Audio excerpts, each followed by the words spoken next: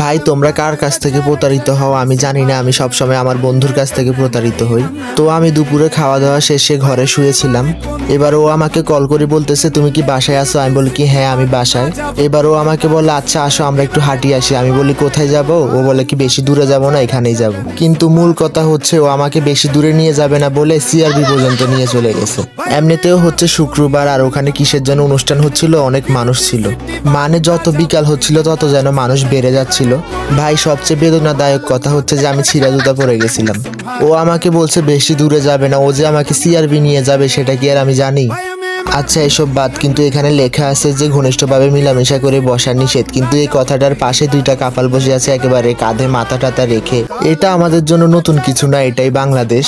এবার আমি ওকে বলতেছি এটা তোমার বেশি দূরে না যাওয়ার নমুনা তাই না? ভাই এই জীবনের প্রথম হয়তো আমি সামনের ফুলের দোকান থাকা সত্ত্বেও আমি ফুল কিনতে যাই নাই। আর আমি ফুলপ্রেমী মানুষ, এটা সবাই জানে।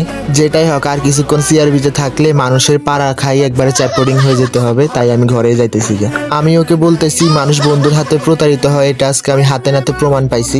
ভাই তোমরা প্রতারকের চেহারাটা দেখি রাখো, চিনে রাখো এই প্রতারককে। প্রতারক হোক আর যেটাই হোক বন্ধু তো আমারই তাই না?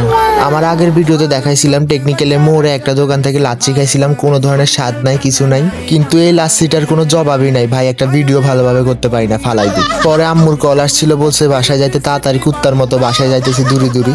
ধুরু ভাই খাওয়া কি মিস আছে নাকি, কুত্তার মতো দূরি আর খাইতেছি। এই যে মরিচগুলো তোমার কত নাম্বার এক্স কে খাওয়াইতে চাও একটু বলিও তো আমাকে, মানে সেই অনুযায়ী আমিও একটু খাওয়াইতাম আর কি। তারপর ছোট বাচ্চার মতো একটা জুস কিনে খাইতে খাইতে বাসায় জায়গা। ওকে আজকের মতো টাটা।